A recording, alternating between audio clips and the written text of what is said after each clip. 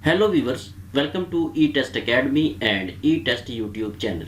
Viewers, आज की इस वीडियो में आपके साथ emergency medical technician EMT rescue 1122 का पेपर डिस्कस किया जाएगा। ईएमटी इमरजेंसी मेडिकल टेक्नीशियन का ये पेपर आज ही 11 दिसंबर 2022 को पाकिस्तान टेस्टिंग सर्विस पीटीएस ने कंडक्ट किया था। वीवर्स, इस मुकम्मल पेपर को हम डिटेल के साथ आपके साथ डिस्कस करेंगे, लेकिन इसे हम पार्ट वाइज डिस्कस करेंगे क्योंकि हमारी पूरी कोशिश है कि हर क्वेश्चन को डिटेल के साथ ब्रीफ करें ताकि आने वाले पेपर्स में ये वीडियो बार बार आपके काम आए। इस पेपर को स्टार्ट करने से पहले मैं आपको बताना चाहूँगा, ये जो 11 दिसंबर 2022 का पेपर हुआ है ईएमटी का, तकरीबन 30 to 40% ई टेस्ट अकेडमी के नोट्स में से पेपर आया है। जिन कैंडिडेट्स ने ई टेस्ट अकेडमी से रेगुलर क्लासेस के ज़रिए तैयारी की है या ई टेस्ट अकेडमी के नोट्स से तैयारी की है, ई टेस्ट यूट्यूब चैनल, ई टेस्ट वेबसाइट या ई टेस्ट मोबाइल ऐप को डाउनलोड करके वहां से तैयारी की है, वो कैंडिडेट इंशाल्लाह ताला इजीली ईएमटी के इस पेपर को पास कर सकेंगे। चलते हैं और इस पेपर को स्टार्ट करते हैं। वीवर्स, पेपर का जो पोर्शन हमें पहले मौसूल हुआ है उस पोर्शन को हम पहले डिस्कस करेंगे, उसके बाद हम one by one A to Z तमाम मुकम्मल पेपर को डिस्कस करेंगे। सबसे पहले नोट कर लें, ईएमटी के पेपर में सिर्फ इतना एमसीक्यूज आया था, ये क्वेश्चन पेपर में आया था। ये जो शॉर्ट डिटेल आपको प्रोवाइड की जा रही है ये आपकी मालूमात में इजाफा के लिए है और ये मुख्तलिफ पेपर्स में से ही उठाए गए सवालात हैं ताकि आने वाले पेपर्स में अगर इनमें से कोई क्वेश्चन आपसे पूछा जाए तो आपको ये आता हो। तमाम क्वेश्चंस को इसी तरह डिटेल से हम इसलिए डिस्कस करेंगे ताकि कभी भी आने वाले वक्त में आज से 10, 15, 20 साल के बाद जब भी ई टेस्ट अकेडमी की इस वीडियो को कोई भी कैंडिडेट देखे तो उसकी ज़्यादा से ज़्यादा तैयारी हो और वीडियो देखने के बाद उसे ऐसा बिल्कुल भी ना लगे कि उसका टाइम ज़ाया हुआ है। Question number 1, which part of human brain is the centre of memory, learning, thinking and processing. इंसानी दिमाग का वो कौन सा हिस्सा है जो यादाश्त, सीखने, सोचने वगैरह के मामलात को डील करता है। यहाँ पर ऑप्शन सी सेरिब्रम जो है ये सही जवाब है। सेरिब्रम जो है ये इंसानी दिमाग का ऐसा हिस्सा है जो इन तमाम फीचर्स को डील करता है। वीवर्स, शॉर्ट डिटेल को नोट कर लें, लिख लें, याद कर लें क्योंकि ये ऐसी इंपॉर्टेंट डिटेल है जो आपको ई टेस्ट अकेडमी के इस ई टेस्ट यूट्यूब चैनल के अलावा कहीं पर भी नहीं मिलेगी। अगर आपने ई टेस्ट अकेडमी से नोट्स मंगवा लिए हैं तो आपको लिखने की ज़रूरत नहीं है क्योंकि हमारे नोट्स में ये तमाम डाटा मौजूद है। अगर आपने नोट्स नहीं मंगवाए तो इसको लिख लें, याद कर लें ताकि फ्यूचर में आपके काम आए। सेरिब्रम जो है ये इंसानी दिमाग का ऐसा हिस्सा है जो इंसानी दिमाग के तकरीबन 80% पर मुश्तमिल है। ये जितनी भी हरकत हैं इंसानी जिस्म में, कोऑर्डिनेशन हैं, मूवमेंट्स हैं, बोलना है, कोई फैसला करना है, सोचना है, सीखना है, कोई भी किसी भी किस्म की फीलिंग है वो इसी सेरिब्रम पार्ट से आगे कम्युनिकेट होती है। सेरिब्रम जो है ये इंसानी दिमाग का एक इम्पोर्टेंट पार्ट कहलाता है। वीवर, इसके अलावा एक क्वेश्चन में वर्ड है सेरिबेलम। सेरिबेलम जो है ये इंसानी दिमाग का बैक साइड वाला हिस्सा है और ये स्पाइनल कॉर्ड और दिमाग का आपस में जो कनेक्शन है उसको मजबूत और मरबूत बनाता है। वीवर्स, यहाँ पर कई कैंडिडेट्स ने ऑप्शन डी को टिक किया है जो कि एक गलत आंसर है। यहाँ पर इस क्वेश्चन में जो सही जवाब है वो ऑप्शन सी है।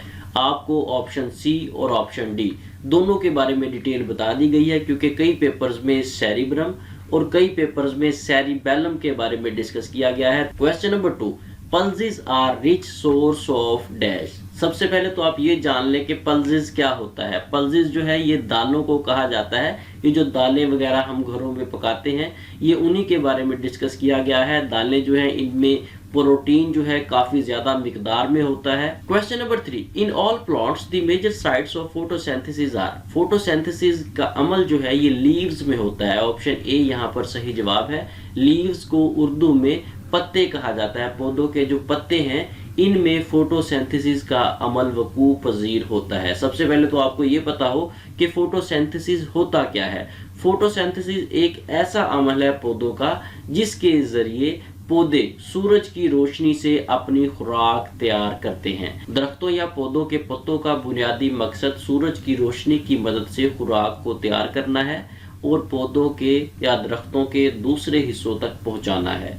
इसके अलावा ये जो पत्ते हैं, लीव्स हैं, इन्हें फोटोसिंथेसिस का बुनियादी यूनिट कहा जाता है। सबसे पहले जो है सबसे जल्दी जो खुराक तैयार होती है पौधों की फोटोसिंथेसिस के अमल से, वो पत्तों के जरिए ही तैयार होती है। Question number 4, the food which give an athlete instant energy is dash. यहाँ पर खाली जगह में ग्लूकोज आएगा। व्यूअर्स, ये क्वेश्चन कई पेपर्स में रिपीट हुआ है, लेकिन यहाँ पर कार्बोहाइड्रेट्स का ऑप्शन दिया गया था। याद रखें, कार्बोहाइड्रेट्स और ग्लूकोज ये एक ही चीज है। कार्बोहाइड्रेट्स मसल्स को फौरी तौर पर एनर्जी प्रोवाइड करते हैं। कई पेपर्स में ग्लूकोज की जगह पे कार्बोहाइड्रेट्स लिखा हुआ आपको मिलेगा, इसलिए ग्लूकोज और कार्बोहाइड्रेट दोनों ऑप्शंस को याद रखिएगा।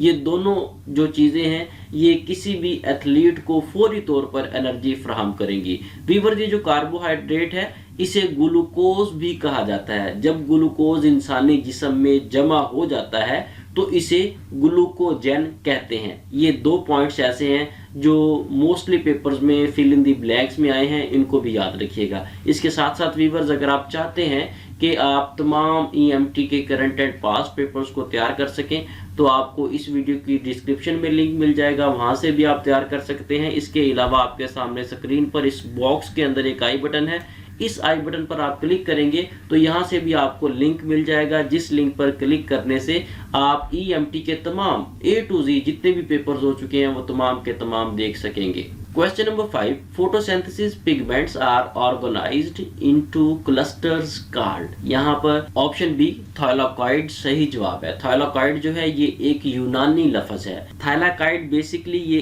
एक मेम्ब्रेन है जो कि 2 फंक्शंस जो है सर अंजाम देती है। एक है फोटोसिस्टम और दूसरा है फोटोस्टेम। ये दोनों फंक्शंस जो हैं ये फोटोसिंथेसिस के अमल से रिलेटेड हैं। इसमें एक पार्ट में ये होता है कि सूरज से जो रोशनी है वो इकट्ठी होती है, और दूसरे में फोटोस्टेम में ये होता है कि उस सूरज की रोशनी को केमिकल एनर्जी में कन्वर्ट करके पौधे के दूसरे हिस्सों तक पहुंचाया जाता है। ये दोनों जो वर्ड हैं फोटोसिस्टम और फोटोस्टेम, ये फोटोसिंथेसिस से रिलेटेड हैं। व्यूअर्स, मजीद आगे जाने से पहले आपसे रिक्वेस्ट है कि वीडियो को लाइक जरूर कर दें। किसी भी पेपर को E-टेस्ट यूट्यूब चैनल पर डिस्कस करने में बहुत ज्यादा मेहनत दरकार होती है, इसलिए आप कंजूसी से काम मत लिया करें। हमारी टीम की हौसला अफजाई के लिए कमेंट सेक्शन में कमेंट्स जरूर किया करें ताकि हमारी टीम की हौसला अफजाई हो और हम आने वाले पेपर्स को जल्द से जल्द मुकम्मल वजाहत के साथ हल करके आपको मुहैया करें। और इसके साथ साथ अगर आपने अभी तक हमारा E-टेस्ट यूट्यूब चैनल सब्सक्राइब नहीं किया तो हमारे इस चैनल को सब्सक्राइब कर लें ताकि फ्यूचर में लेटेस्ट सॉल्व पेपर्स की अपडेट्स आपको बर वक्त मिलती रहें। इसके साथ साथ व्यूअर्स ये भी नोट कर लें, E-टेस्ट एकेडमी ने emergency medical technician EMT rescue 1122 papers की तैयारी के लिए तमाम मौजूदा और साबका हलशुदा पेपर्स को इकट्ठा करके नोट्स तैयार किए थे, जिन नोट्स में मौजूदा 11 दिसंबर 2022 का मुकम्मल पेपर शामिल कर दिया गया है। व्यूअर्स, ये वही नोट्स हैं जिनमें आज का 11 दिसंबर 2022 का तकरीबन 30 to 40% पेपर आया है। इसलिए हमारे ये नोट्स जो हैं मोस्ट इंपॉर्टेंट हैं, क्योंकि हमारे नोट्स में सिर्फ और सिर्फ करंट एंड पास्ट पेपर्स ही होते हैं। हम अपने नोट्स में करंट एंड पास्ट पेपर्स के अलावा किसी भी किस्म का डाटा शामिल नहीं करते, ताकि कम से कम वक्त में कैंडिडेट ज़्यादा से ज़्यादा बेहतरीन तैयारी कर सके। अगर आप up to date EMT rescue 1122 के ये नोट्स बजरिया डाक मंगवाना चाहते हैं तो E-टेस्ट एकेडमी के ऑफिशियल व्हाट्सएप कॉन्टैक्ट नंबर पर रब्ता करें और घर बैठे ये नोट्स बजरिया डाक मंगवाएं। इसके अलावा आप हमारी E-टेस्ट वेबसाइट से ऑनलाइन ऑर्डर करके बजरिया डाक नोट्स मंगवा सकते हैं। आपके सामने हमारा E-टेस्ट एकेडमी का ऑफिशियल व्हाट्सएप कॉन्टैक्ट नंबर और वेबसाइट का एड्रेस दर्ज है। Question number 6, the one which is precursor of steroid hormones in the body of humans. यहाँ पर कोलेस्ट्रॉल आएगा। कोलेस्ट्रॉल जो है यहाँ से हार्मोन्स जो हैं खारिज होते हैं, जनरेट होते हैं। स्टेरॉइड हार्मोन्स का ताल्लुक केमिकल कंपाउंड्स की क्लास से है। Question number 7, normal adult human male has dash. ये क्वेश्चन हमारे नोट्स में भी शामिल था रिसेंटली, इसको दोबारा हम यहाँ पे एक्सप्लेन कर देते हैं। यहाँ पर option B 14 gram of haemoglobin यहाँ पर सही जवाब है, या फिर इसमें 100 ग्राम ऑफ ब्लड लिखा हुआ है। दोनों एक ही चीज है, एक ही बात है। ये ऑप्शन बी यहाँ पे टिक करेंगे। जिन कैंडिडेट्स ने ऑप्शन बी को टिक किया है उनका जवाब ठीक है। इसके अलावा व्यूअर्स इस क्वेश्चन को एक और तरीके से हम डिस्कस करते हैं ताकि आने वाले पेपर्स में अगर कैंडिडेट को कंफ्यूज करने के लिए क्वेश्चन को घुमाया जाए तो आपको पता हो कि ये क्वेश्चन जो है ये किस से रिलेटेड है। यहाँ पर नॉर्मल एडल्ट मेल और नॉर्मल एडल्ट वुमेन दोनों के बारे में आपको पता होना चाहिए कि ये जो हेमोग्लोबिन की रेशो है ये कितनी है। नॉर्मल एडल्ट मेल में ये 14 से 18 जी पर डीएल होती है, जबकि नॉर्मल वुमेन में 12 से 16 ग्राम पर डीएल होगी। यहाँ पर कैंडिडेट्स जो है वो परेशान है कि जी पर डीएल क्या होता है। जी पर डीएल स्टैंड्स फॉर ग्राम पर डेसीलीटर। ग्राम पर डीएल ये एक मेडिकल टर्म है, ये सिर्फ आपके कंसेप्ट को क्लियर करने के लिए बताया जा रहा है कि ग्राम पर डेसीलीटर जो है ये 1 ओंस का 1/30वां हिस्सा होता है। Question number 8. How many of the elements constituents 99% of the total human body? इंसानी जिस्म का 99% हिस्सा 6 अज्जा पर मुश्तमिल है। उन 6 अज्जा में 6 एलिमेंट्स में ऑक्सीजन, हाइड्रोजन, कार्बन, कैल्शियम और फास्फोरस शामिल है। Question number 9. Diaphragm is a sheet of dash. Diaphragm जो है ये स्केलेटल मसल्स की एक तह है। व्यूअर्स ये जो डायाफ्राम है ये एक मेजर मसल है और एक मोटी तह है स्केलेटल मसल्स की। ये कहाँ पर होती है डायग्राम में आपको दिखाया भी गया है, इसको मजीद मैं एक्सप्लेन भी कर देता हूँ। इंसानी जिस्म में पसलियों के नीचे डायाफ्राम मौजूद होता है। डायाफ्राम जो है ये सांस लेने में मदद फराहम करता है। किस तरह से ये वर्किंग करता है ये भी मैं आपको बताता चलूँ।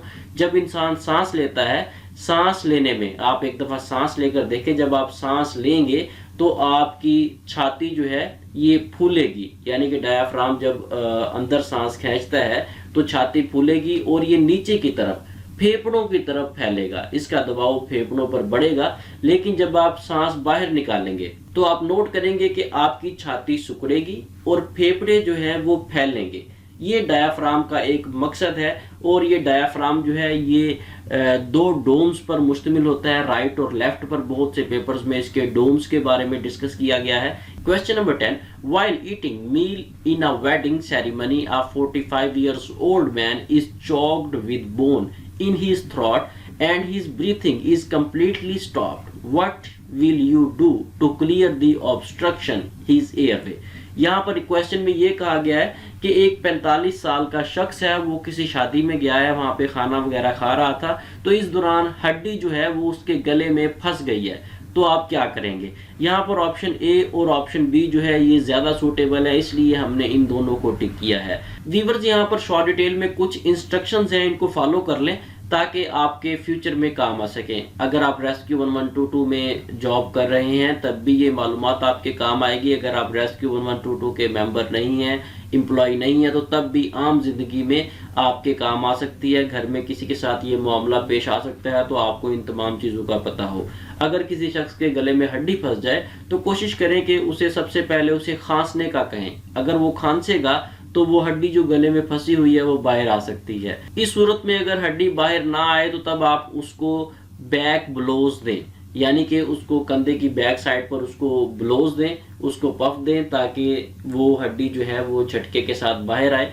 अगर इस सूरत में भी नहीं आई तो आप ऐसा करें कि फौरी तौर पर रेस्क्यू 1122 को कॉल करें ताकि रेस्क्यू 1122 आपके पेशेंट को फौरी तौर पर हॉस्पिटल ट्रांसफ़र करे या जो भी मज़ीद इक़दामात हैं उन पर अमल किया जा सके। व्यूअर्स, मज़ीद आगे जाने से पहले नोट कर लें, अगर आप किसी भी पेपर की तैयारी कर रहे हैं, चाहे वो कोई भी डिपार्टमेंट है, रेस्क्यू 1122 है, पुलिस डिपार्टमेंट है, एजुकेशन है, रेवेन्यू है, इवन पाकिस्तान का कोई भी डिपार्टमेंट है, उसके लिए आप उस डिपार्टमेंट के उस मुतल्लिका पोस्ट के करंट एंड पास्ट पेपर्स लाजमी तैयार करें। जिस तरह EMT है, पोस्ट है रेस्क्यू 1122 की, इसके लिए ज़रूरी है कि इस पोस्ट की तैयारी के लिए सबसे पहले आप करंट एंड पास्ट पेपर्स को तैयार करें ताकि आपको आइडिया हो सके कि किस तरह के पेपर्स इस पोस्ट के लिए कंडक्ट किए जा रहे हैं। अगर आप करंट एंड पास्ट पेपर्स कर लेते हैं तो ये जहन में रखें कि 50% आपकी तैयारी मुकम्मल हो जाती है।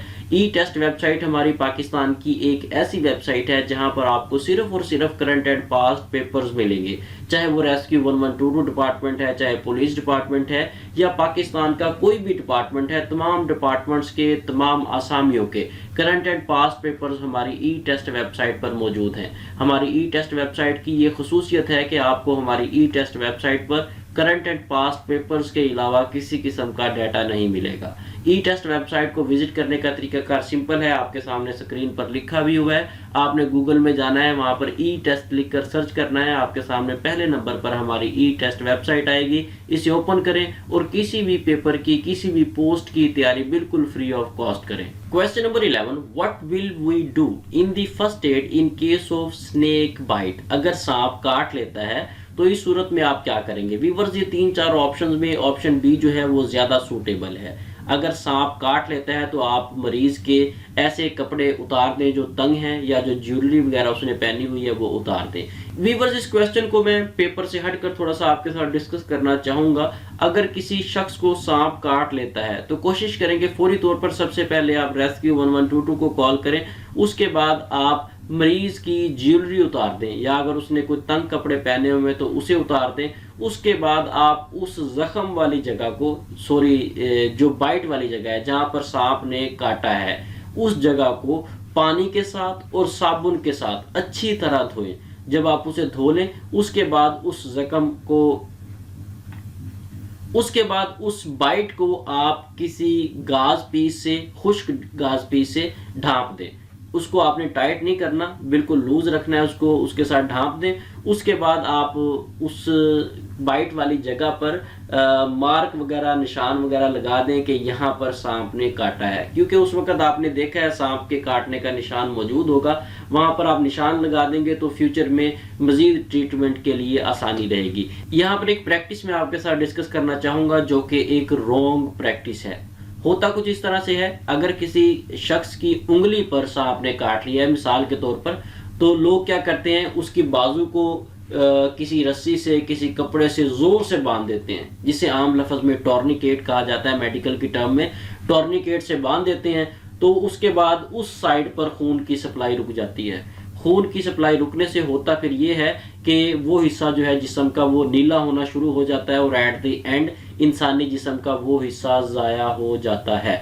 यहाँ पर आपने बिल्कुल भी टॉर्निकेट वाला केस नहीं करना। जो इंस्ट्रक्शंस आपको दी गई हैं इसको फॉलो करना है। मजीद जो भी मेडिकल ट्रीटमेंट होगी, जो भी डॉक्टर सजेस्ट करेंगे, वो उसे आगे लेकर चलेंगे। Question number 12, what is the most important element while planning for emergency evacuating? अगर आपने इमरजेंसी की सूरत में कहीं से निकलना है, किसी बिल्डिंग से कोई हादसा पेश आया है, तो उसके लिए तीनों चीजें आपके पास होनी चाहिए। बिल्डिंग का एड्रेस आपके पास हो, यानी कि बिल्डिंग में कौन सी चीज, कौन सी स्टेयर, कौन सा रूम किस जगह पर है। उसके बाद बिल्डिंग की लेआउट्स का आपको पता हो। उसके बाद आपको फर्स्ट एड आती हो। ये तमाम चीज़ें आपके पास होनी चाहिए। ये एक ट्रेंड रेस्क्यूअर के बारे में क्वेश्चन है, और आई थिंक अगर आम कैंडिडेट भी इस क्वेश्चन को पढ़ेगा तो वो इसे आसानी से सॉल्व कर सकता है। Question number 13, while playing football 2 players hit with each other, one have got his leg fracture, what will be the appropriate measure as first aid of affected player?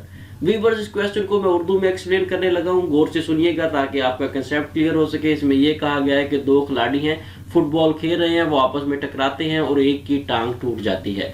तो आप ये बताएं फर्स्ट एड के तौर पर आप उसे क्या करेंगे?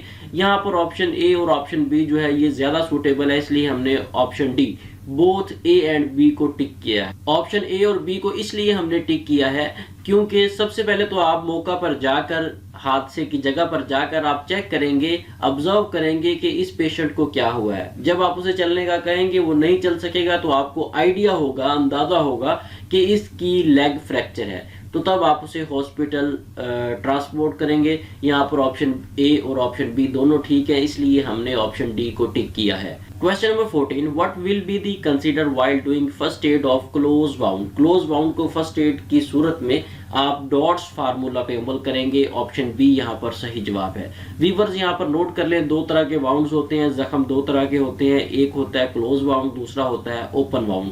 क्लोज वाउंड की सूरत में आप डॉट्स फार्मूला पे अमल करेंगे, और ओपन बाउंड की सूरत में आप राइस फार्मूला पे अमल करेंगे। ये दोनों फार्मूला जो है ये हम साबका वीडियोस में डिस्कस कर चुके हैं। मजीद मालूमात के लिए आप हमारी साबका वीडियोस देख सकते हैं। इसके अलावा ये तमाम मालूमात डिटेल के साथ हमारे ई टेस्ट अकेडमी के नोट्स में भी मौजूद है। Question number 15, what should we tell while calling helpline 1122? जब हम 1122 पे कॉल करते हैं तो कॉल करने के बाद हमें उन्हें क्या बताना चाहिए?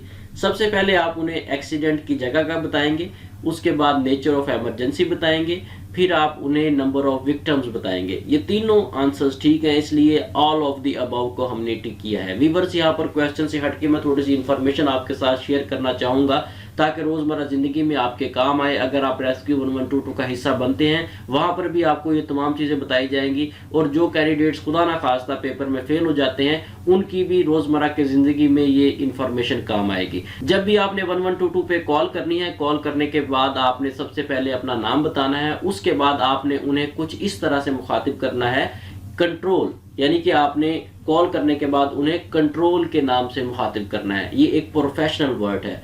ऐसा नहीं है कि आप उन्हें कॉल करके पूछें जी भाई आप कौन बात कर रहे हैं, अपना नाम बताएं। छोड़ दो यार, इतना टाइम नहीं होता। आपने कॉल करनी है, कॉल करके उन्हें कहना है कि कंट्रोल फलां जगह पर 2 गाड़ियों का, 2 बाइक्स का या जो भी है एक्सीडेंट हुआ है और इतने लोग जख्मी हैं, इतने लोग जो हैं वो सीरियस हैं, आप फौरी तौर पर एम्बुलेंस को भिजवा दें। और उसके साथ साथ आप ये भी बता दें अगर वहां पर कोई आग वगैरह भी लग सकती है या आग भी लगी हुई है, साथ उन्हें आप बता दें कंट्रोल को कि यहाँ पर आग भी लगी हुई है या आग लगने का खतरा भी है, इसलिए आप फायर व्हीकल्स को भी मौका पर इंसिडेंट पर भिजवा दें। ये तमाम चीजें जब आप उन्हें बताएंगे तो वो इजीली नेचर ऑफ इमरजेंसी को भी समझ सकेंगे। वो ये जान लेंगे कि हमने फला जगह पर, फला हादसा की जगह पर कौन कौन सी गाड़ी मूव करवानी है और हादसा की नोयत कैसी है। ये तमाम ऐसी चीजें हैं, इससे आपका भी टाइम बचेगा और जो रेस्क्यू 1122 का वायरलेस ऑपरेटर आगे बैठा हुआ है CTWO, वो भी आसानी से गाड़ियों को मूव करवा सकेगा और जल्द से जल्द गाड़ियां जो हैं वो जाए हादसा पर पहुंचेंगी। वीवर्स, मजीद आगे जाने से पहले नोट कर लें, ई टेस्ट अकेडमी ने ई टेस्ट मोबाइल ऐप लॉन्च कर दी है। ये मोबाइल ऐप काफ़ी अर्सा पहले हमने लॉन्च कर दी थी, लेकिन रिसेंटली इस मोबाइल ऐप में हमने कुछ फीचर्स नए ऐड किए हैं। अगर आपने ई टेस्ट मोबाइल ऐप डाउनलोड की हुई है तो इसे अपडेट कर लें, अगर आपने डाउनलोड नहीं की हुई तो इसे डाउनलोड कर लें ताकि फ्यूचर में किसी भी पेपर की बिल्कुल फ्री ऑफ कॉस्ट आप तैयारी कर सकें। आप हमारी ई टेस्ट मोबाइल ऐप को यूज़ ज़रूर करें। एक बार आप यूज़ करेंगे तो इंशाअल्लाह ताला उम्मीद है आप ज़रूर कहेंगे कि आपने ऐसी ऐप आज से पहले यूज़ नहीं की। Question number 16, what is meant by CPR? CPR stands for cardiopulmonary resuscitation. Option C यहाँ पर सही जवाब है। वीवर, CPR जो है ये एक ऐसा प्रोसीजर है, अगर कोई ऐसा पेशेंट है जिसे सांस नहीं आ रहा, जो सांस नहीं ले रहा और उसके दिल की धड़कन भी बंद हो गई है, तो आप फौरी तौर पर CPR करेंगे। CPR जो है ये एक इमरजेंसी टेक्निक है जिसे फौरी तौर पर ऐसे पेशेंट पर अप्लाई किया जाता है जिसका सांस और दिल की धड़कन बंद हो गई है। Question number 17, what is the first aid to clear airway obstruction of 1 year old baby? 1 साल का बच्चा है और उसकी एयरवे में कोई चीज फंस गई है, ब्लॉक हो गई है उसकी एयरवे, उसे ओपन करने के लिए आप क्या करेंगे? यहाँ पर ऑप्शन ए जो है ज्यादा सूटेबल आंसर है, give 5 back blows between the shoulders. आप उसे कंधों के दरमियान बैक साइड पर 5 बैक ब्लोज देंगे। करना किस तरह से आपने उसकी टेक्निक में भी आपको बता देता हूं। आपने उस बच्चे को अपने बाएं हाथ पर रखना है और उस बच्चे का मुंह जो है वो जमीन की तरफ हो। रखने के बाद आपने अपनी लेफ्ट लेग को, अपनी बाईं टांग को बेंड करना है। आपकी कोहनी जो है वो टांग के ऊपर हो, बाईं टांग के ऊपर रखने के बाद आप उसे बैक साइड से 5 ब्लोज देंगे दोनों कंधों के दरमियान। ये तरीकाकार जो है इसे एफ बाउ भी कहा जाता है। बहुत से पेपर्स में एफ बाउ का एब्रीविएशन रिपीट हुआ है। F BAO stands for foreign body airway obstruction. Viewers, papers का सोल्यूशन जो है वो तो आपको बहुत सी जगहों पर मिल सकता है, लेकिन जिस तरह से डिटेल हम आपको प्रोवाइड करते हैं ये हमारी गारंटी है कि इंशाअल्लाह ताला ई टेस्ट अकेडमी के इस चैनल के अलावा कोई भी चैनल, कोई भी प्लेटफॉर्म ऐसा नहीं है जो आपको इस तरह डिटेल के साथ इंफॉर्मेशन प्रोवाइड करे। Question number 18. A 60-year-old man standing at bus stop, suddenly he becomes unresponsive after examination. He has no breathing, what will be done immediately. एक 60 साल का बूढ़ा शख्स है जो बस स्टैंड पर खड़ा है और अचानक वो अनरेस्पॉन्सिव हो जाता है, यानी कि उसके दिल की धड़कन बंद हो जाती है, सांस लेना वो छोड़ देता है, तो फौरी तौर पर आप क्या करेंगे? व्यूअर्स, ऐसी सिचुएशन में, ऐसी कंडीशन में आप फौरी तौर पर उसका सीपीआर स्टार्ट करेंगे, उसको चेस्ट कंप्रेशन देना स्टार्ट करेंगे, उसे सीधा लिटाकर उसकी छाती के दरमियान में, यानी कि जहां पर चेस्ट पर निपल्स हैं, निपल्स से स्ट्रेट दरमियान में आप उसको कंप्रेशन देंगे। और ये कंप्रेशन का अमल इसलिए होगा ताकि उसकी सांस बहाल हो, उसके दिल की धड़कन जो है वो दोबारा रूटीन में आ जाए। तो एक तो ये काम करेंगे आप, दूसरा आप 1122 को कॉल कर देंगे ताकि फौरी तौर पर रेस्क्यू 1122 आए, और रेस्क्यू 1122 के जो जवान हैं वो प्रोफेशनल होते हैं, वो प्रोफेशनल तरीके से सीपीआर का अमल करें और फौरी तौर पर उस शख्स को हॉस्पिटल ट्रांसपोर्ट किया जा सके। Question number 19, a broken glass of window is impaled in the leg of student while taking his class in the college, what will do his trained fellow students as a first aid. एक student है, वो अपनी class में है और उसे किसी glass का टुकड़ा लग जाता है, तो ये बताएं कि उसके जो क्लास फेलोज हैं वो फर्स्ट एड के तौर पर क्या करेंगे। फर्स्ट एड के तौर पर सबसे पहले वो स्टेबल करेंगे उस इम्पेल्ड ऑब्जेक्ट को, यानी कि जो ग्लास का टुकड़ा है उसे वो निकालेंगे। अगर वो नहीं निकाल सकते तो उसे वहीं पर उसे एडजस्ट करेंगे ताकि वो ज़्यादा हिले जुले ना। उसके बाद उसे किसी बैंडेज से क्लोज कर देंगे। अगर वो ग्लास का टुकड़ा निकल गया है तब तो बैंडेज उसके ऊपर हो जाएगी ताकि ब्लीडिंग रुक जाए। अगर वो ग्लास का टुकड़ा या इम्पेल्ड ऑब्जेक्ट जो है वो जिल्द के अंदर ही है तो बैंडेज इस तरह से की जाएगी कि ब्लीडिंग भी ना हो और वो इम्पेल्ड ऑब्जेक्ट जो है वो बार बार अपनी जगह से ना हिले। अगर वो हिलेगा तो जाहिर सी बात है तकलीफ होगी, और दूसरी बात ये कि हिलने की वजह से ब्लीडिंग भी हो सकती है। इसलिए यहाँ पर आपने उसको स्टेबल करना है। स्टेबल करने के बाद 1122 को कॉल कर देनी है ताकि वो उसे कैंडिडेट को या उस स्टूडेंट को हॉस्पिटलाइज कर सकें और जो भी मजीद फर्दर फर्स्ट एड है वो उसे मुहैया कर सकें। Question number 20, what should be the first aid of a fractured arm. अगर बाजू टूट गई है तो इस सूरत में फर्स्ट एड क्या होगी। व्यूअर्स, यहाँ पर तीनों ऑप्शंस ठीक नहीं है। यहाँ पर पहले ऑप्शन में ये कहा गया है कि बाजू को आप किसी सख्त चीज के साथ इमोबिलाइज करें। दूसरे में ये लिखा गया है कि फ्लेक्सिबल ऑब्जेक्ट के साथ उसे इमोबिलाइज करें। तीसरे में ये लिखा गया है कि आप उसे आहिस्ता आहिस्ता हिलाएं। ये तीनों ऑप्शंस ठीक नहीं है। जब आपको पता है कि एक पेशेंट की बाजू जो है वो टूट गई है तो इस सूरत में आप क्या करेंगे, आप सप्लिंट लें। सप्लिंट, अब इसको दूसरे लफ्जों में, सादा लफ्जों में मैं आपको बताता हूँ सप्लिंट क्या होता है। आप जानते भी हैं, ये एक लकड़ी का टुकड़ा होता है। अमूमन आपने देखा होगा अगर किसी की बाजू टूटती है या टांग टूटती है तो उसके नीचे एक लकड़ी रखी होती है जिसे मेडिकल की टर्म में या टेक्निकल वर्ड में सप्लिंट कहा जाता है। आपने टूटे हुए बाजू के नीचे सप्लिंट रखना है और कोशिश करनी है कि बाजू को सीधा रखकर उसके ऊपर बैंडेज इस तरह से लपेटें कि बाजू ज्यादा हिले ना।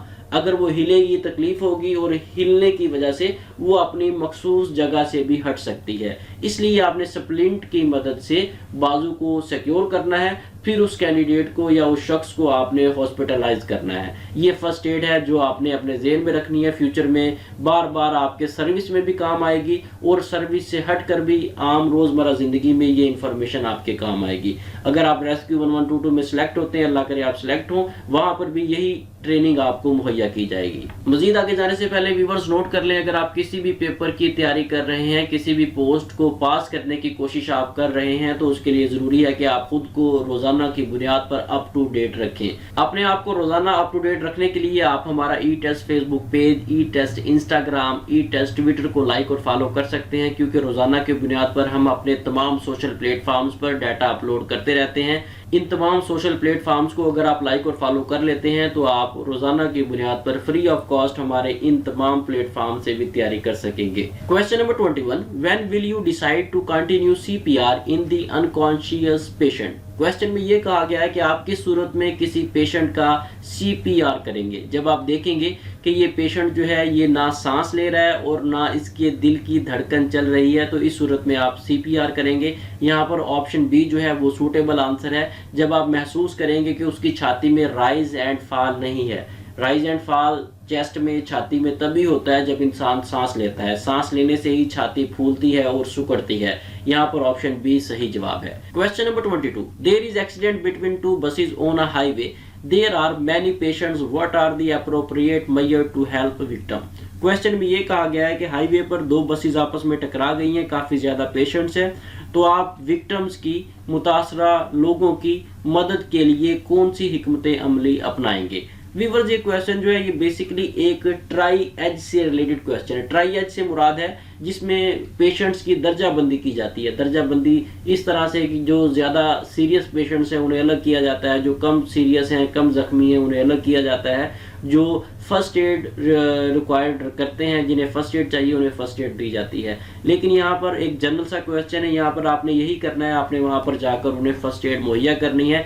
उसके बाद रेस्क्यू 1122 जो है वो ज़्यादा जख्मी पेशेंट्स को ट्राइएज के मुताबिक हॉस्पिटल मुंतकिल करेगा, और जो भी मजीद हिकमत अमली है ये अदर डिपार्टमेंट करेगा। लेकिन आपने मौका पर जाकर सबसे पहले मरीजों को फर्स्ट एड, इब्तदाई तिब्बी अमदाद मुहैया करनी है। Question number 23, what should not be done for an unconscious patient due to heart stroke? अगर हार्ट स्ट्रोक का पेशेंट है तो इस सूरत में आपको कौन सी हिकमत अमली नहीं अपनानी चाहिए। व्यूअर्स, यहाँ पर ऑप्शन ए और ऑप्शन सी दोनों ठीक लग रहे हैं। अब एग्जामिनर जो है वो किस ऑप्शन को सही मानता है ये एग्जामिनर पे डिपेंड करता है। यहाँ पर आपको बताते चलें, अगर हार्ट स्ट्रोक का पेशेंट है तो आपने सबसे पहले जो चीज़ मेंटेन करनी होती है वो ABC है।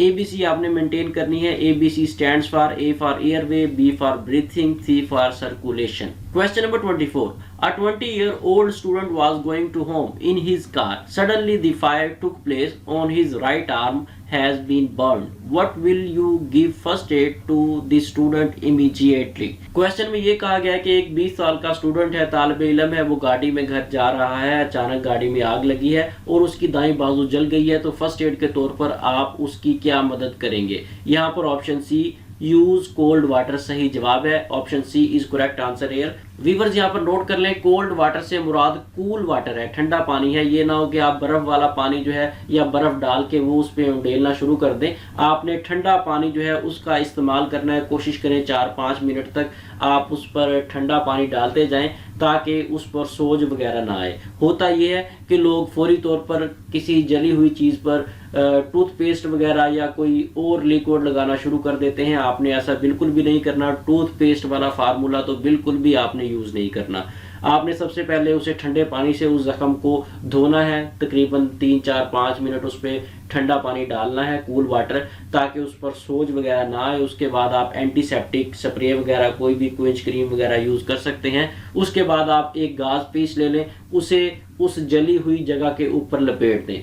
टाइट करके मत लपेटिएगा, थोड़ा सा लूज रखकर गाज पीस को आप लपेट दें। और उसके बाद अगर कोई पेन वगैरह है तो आप पेन किलर वगैरह यूज़ करवा सकते हैं पेशेंट को। ये फर्स्ट एड है जो आप पेशेंट को दे सकते हैं। Question number 25, what should be the rate of chest compression while doing CPR? जब आप CPR करते हैं तो चेस्ट कंप्रेशन रेट क्या होना चाहिए। चेस्ट कंप्रेशन रेट से मुराद ये है कि जब आप CPR के दौरान सीने को दबाते हैं, इसे चेस्ट कंप्रेशन कहा जाता है। ये चेस्ट कंप्रेशन जो है 30 होती हैं। 30 बार आप चेस्ट कंप्रेशन देंगे और 2 बार आप सांस देंगे। CPR करते हुए आपने कंप्रेशन और ब्रेथ रेट याद रखना है। 30 बार आपने चेस्ट को दबाना है, उसके बाद 2 बार सांस देनी है पेशेंट को। फिर आप 30 बार दोबारा चेस्ट को कंप्रेशन देंगे, फिर 2 सांसें देंगे, यानी कि 30:2 का फार्मूला आपने माइंड में रखना है। इसके साथ साथ व्यूअर्स हमें इजाज़त दें। इंशाल्लाह नेक्स्ट वीडियो में EMT 11 दिसंबर 2022 पेपर के पार्ट 2 के साथ दोबारा हाजिर होंगे। अगर आपने अभी तक E-टेस्ट यूट्यूब चैनल को सब्सक्राइब नहीं किया तो हमारे इस चैनल को सब्सक्राइब कर लें ताकि रिमेनिंग पार्ट्स की अपडेट्स आपको बर वक्त मिलती रहें। अल्लाह हाफिज़।